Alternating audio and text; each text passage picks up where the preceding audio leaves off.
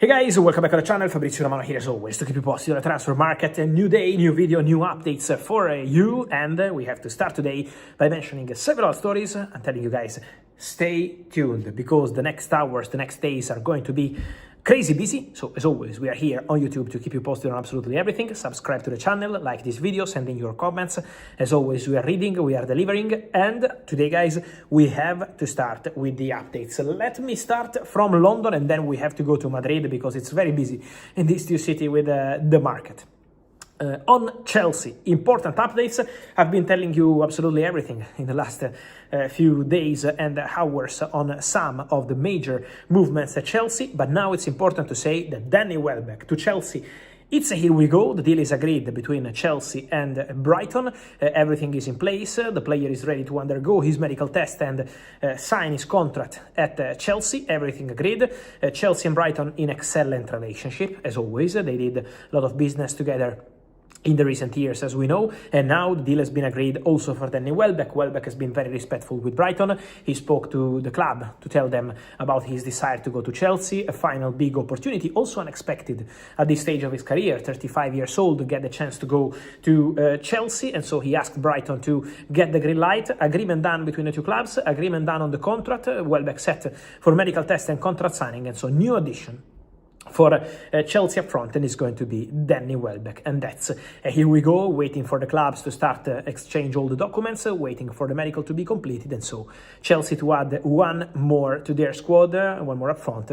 Then we will see the movements around players like Marc Guiu, because I expect Marc Guiu to leave Chelsea, and also Liam Delap. It's another interesting situation because Delap will still have to fight for his place to try have an opportunity at Chelsea, but now Danny Welbeck is coming in, João Pedro is untouchable, obviously without European football could be difficult for Delap to find some space, and so let's see what kind of opportunities will appear on the market. Talking about Chelsea, the next year we go is going to be quite soon, it's a matter of hours, but Jordan Henderson today will terminate his contract at Brentford, so the agreement between Henderson and Brentford will be respected, and the idea is for the player to leave as a free agent and get a new opportunity at Chelsea. Personal terms are on the verge of being agreed between Chelsea and Jordan Henderson.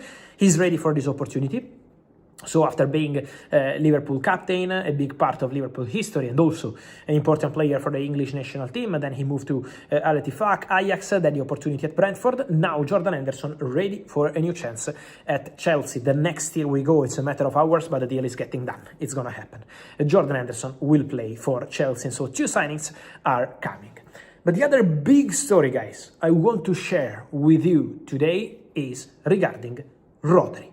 Big update on Rodri, because what I can share you this morning, what I can share with you is that Florentino Perez gave the green light to Real Madrid management, to the most important people in Real Madrid management, in Real Madrid board, to proceed in talks, and Real Madrid have approached Manchester City for Rodri. So club to club talks have started over the last 12 hours between Real Madrid and Manchester City for Rodri. So from the contacts between Rodri, his agent, and Real Madrid, now club to club talks taking place between Real Madrid and Manchester City for Rodri. It's a big change compared to a few weeks ago. Let's say in the first weeks of June and also the final weeks of June, the idea of Florentino Perez was not to proceed for Rodri in a very clear way, and the fact that Rodri was called as the candidate for the other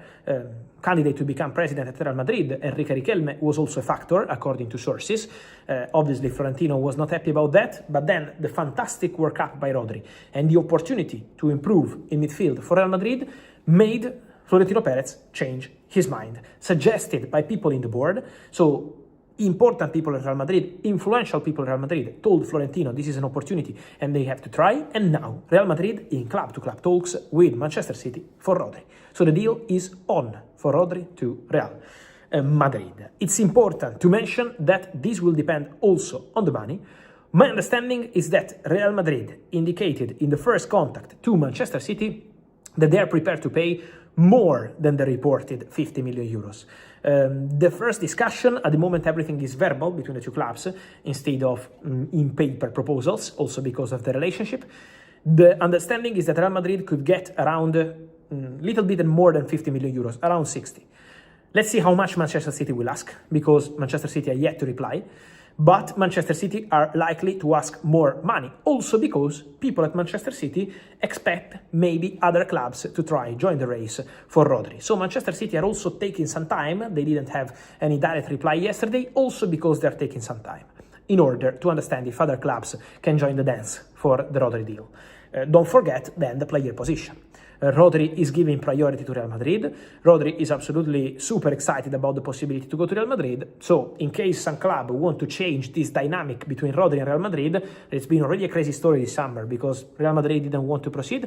And then this is the market sometimes, guys. Also for Bernardo Silva, at the beginning of the market, Real Madrid were completely out of the story. Then since the arrival of Jose Mourinho in the first meetings, he said, let's go for Bernardo, and they signed Bernardo. So this could be the market sometimes. And for Rodri, now in order to change this dynamic between Rodri and Real Madrid, obviously, big money eventually or big project is needed. So let's see what's going to happen there. Then I wanted to clarify something more, guys, just quickly on 2 more names. On Real Madrid, in terms of exits, I mentioned that already in the channel 2 days ago. I keep mentioning that.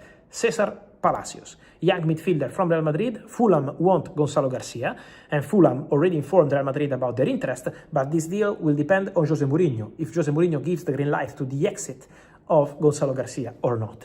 So we have to see what happens. But in these conversations, Real Madrid, Fulham, with Álvaro Arbeloa, who is a big part of that, of course, former Real Madrid manager who knows the young players at Real Madrid so well, Cesar Palacios was also mentioned.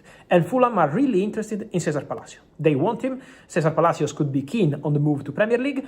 Also in this case is going to be important, the formula. But obviously, if Real Madrid add one more midfielder to the squad like Rodri, obviously it becomes difficult for Cesar Palacios to get the opportunity to play on a regular basis. So that's the situation around him. We will see what's gonna happen there.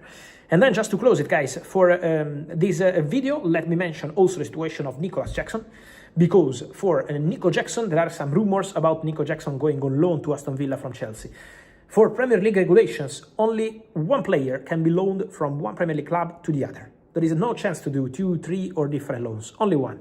And so Villa and Chelsea already closed the Alejandro Garnacho deal on loan with an obligation to buy, of course. He's going to be a Villa player on a permanent deal in 2027, but it's already formally a loan deal. So Jackson to Villa on loan is fake news. It's inaccurate.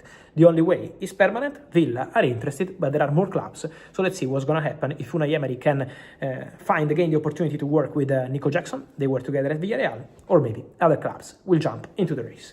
On these guys and much more, I will keep you posted. Big hours ahead. Stay tuned on the channel. Let me know in your comments. What do you think? And of course, I will see you soon.